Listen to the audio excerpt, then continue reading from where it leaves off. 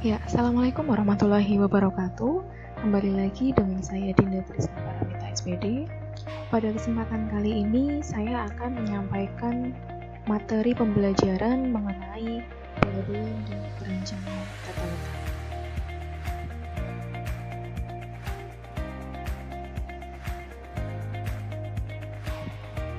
Ya, untuk materi yang pertama, kita akan membahas apa itu pelabelan. Tentunya kalian anak pemasaran sudah tidak asing dengan yang namanya label. Ya, label itu sendiri sebetulnya berupa tulisan, gambar, atau bisa juga kombinasi keduanya yang disertakan pada kemasan produk, bisa dengan cara dimasukkan di dalamnya, ditempelkan, atau dicetak. Label itu sendiri memuat beberapa hal. Yang pertama, memuat nama produk. Jadi nama produk itu harus ada di dalam label. Yang kedua yaitu ada bahan yang digunakan. Bahan yang digunakan itu sendiri, kalau untuk produk makanan itu bisa berupa komposisi. Yang ketiga atau yang C, berat bersih. Jadi di kemasan atau di label itu harus mencantumkan berat bersih. Contoh misalnya di produk mie instan, di situ pasti akan tertera beratnya, misalnya 125 gram. Yang D, nama dan alamat produsen, itu juga harus dicantumkan. Yang E, keterangan tentang halal. Tentunya masyarakat Indonesia mayoritas beragama Muslim, sehingga menginginkan makanan yang halal. Oleh karena itu, pada saat bulan, di sini juga diberi keterangan tentang halal. Yang F, yaitu kita harus mencantumkan kapan produk itu kadaluarsa atau expired. Di situ kita harus mencantumkan tanggalnya kapan, bulan, serta tahunnya.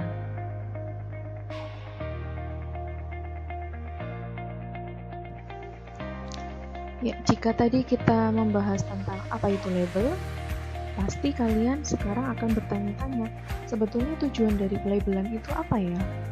Ya, tujuan dari pelabelan sebetulnya itu untuk mempermudah transaksi dengan proses komputerisasi melalui pengkodean barang dalam bentuk barcode. Jadi di label itu tercantum barcode, maka ketika kita akan membayar di kasir, petugas kasir akan langsung membarcode yang tertera di produk tersebut. Kemudian ada berapa sebetulnya macam label? Ya, yang pertama kita akan membedakannya berdasarkan kemasan. Berdasarkan kemasan, yang pertama itu ada label merek atau dikenal dengan istilah kerennya brand label. Biasanya brand label ini diletakkan pada produk atau kemasan. Yang kedua, itu ada label tingkatan mutu atau grade label, tanda yang mengidentifikasi mutu produk. Yang C, itu ada label deskriptif. Biasanya di sini memberikan info mengenai bahan baku atau komposisi. Bisa juga di situ dicantumkan tentang kandungan gizi atau mungkin dicantumkan tentang cara penggunaan. Itu merupakan label deskriptif. Kemudian berdasarkan label untuk harga, yang pertama ada label harga. Biasanya di situ tertera pada produk dan mengindikasikan harga barang tersebut. Jadi di sini label itu tujuannya untuk menginformasikan mengenai harga produk. Yang B itu ada price card. Biasanya price card ini ditempelkan di rak gondola. Tujuannya yaitu untuk menginformasikan kepada pelanggan atau konsumen mengenai harga barang yang tertera atau yang didisplay di rak gondola tersebut. Yang C itu ada barcode. Biasanya berbentuk garis batang vertikal untuk mewakili angka atau simbol. Nah, barcode ini nantinya ketika kalian sampai di kasir, petugas tinggal men-scan barcode tersebut, kemudian di kasir atau di layar monitor akan muncul harga dari barang. Kemudian, label berdasarkan bahan yang digunakan. Di sini dibagi menjadi 3. Yang pertama ada label semi-coat. Biasanya label ini memiliki lapisan atau coat pada lapisan stiker paling atas. Itu. itu yang namanya label semicode. Lah, label semicode itu memiliki beberapa ciri-ciri. Yang pertama, dia itu mudah disobek. Hasil cetakan juga mudah rusak apabila digosok dengan keras. Yang ketiga, apabila dilihat sekilas tampak berkilap pada permukaannya. Itu adalah contoh dari label semicode. Ya, di samping ini ada gambar contoh label semicode. Sebetulnya di sini yang dititik beratkan adalah jenis bahannya, bukan bentuknya. Jadi bisa juga kalian menjumpai label semicode tapi wujudnya tidak seperti yang ada di contoh. Yang kedua ada label barcode alum TTL. Biasanya tidak terdapat lapisan pada bagian paling atas stiker. Itu bedanya antara label barcode alum dengan label semicode.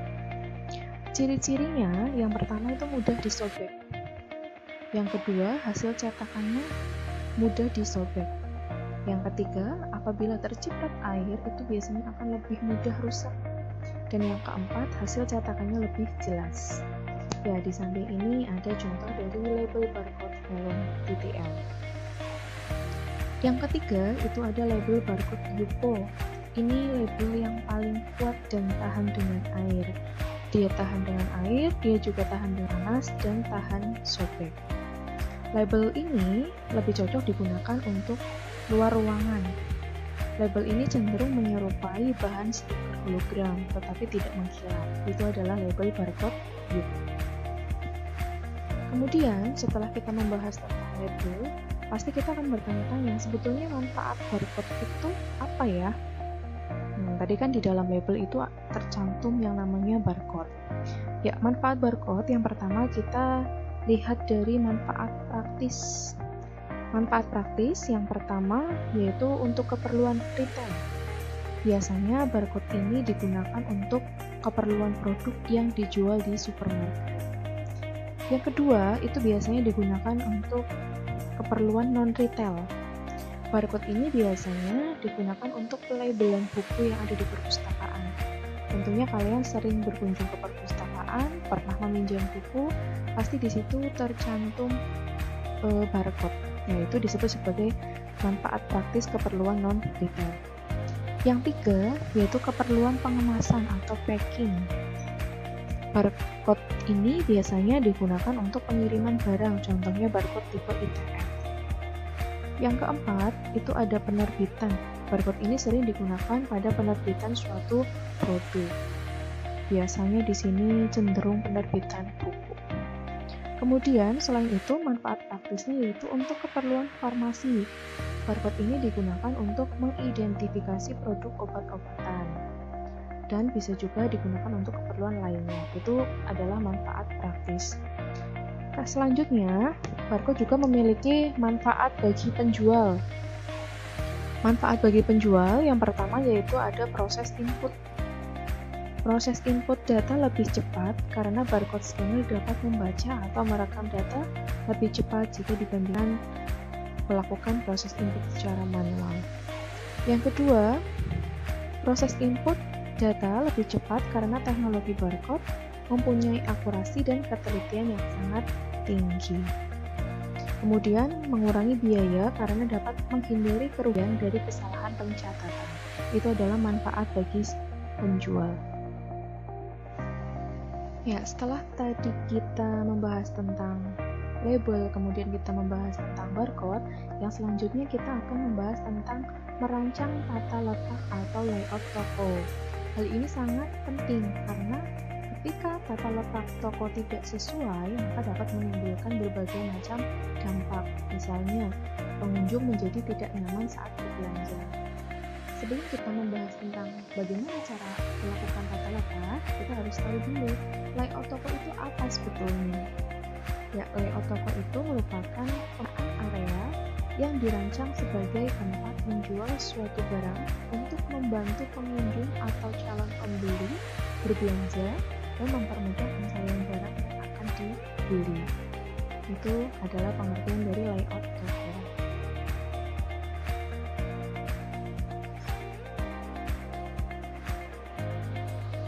Yang selanjutnya, kita akan membahas tentang teknik pengaturan ruangan toko. Ruangan toko itu harus dilengkapi oleh beberapa fasilitas. Yang pertama yaitu tentu harus adanya ventilasi. Ventilasi itu digunakan untuk melakukan pertukaran udara. Kalau tidak ada ventilasi, tentu toko tersebut akan terasa pengap. Selanjutnya yaitu adanya etalase. Ya, namanya toko pasti harus ada etalase. Kalau tidak ada etalase, bagaimana toko tersebut akan mendisplay produknya? Kemudian adanya ruang informasi, adanya tempat penitipan barang, adanya ruang keamanan, adanya ruang pamer yang memadai, kemudian ada fitting room, ada ruang tunggu, ada toilet, ada ruang administrasi, serta adanya gudang atau tempat penyimpanan. Itu merupakan ruangan yang sebaiknya ada pada.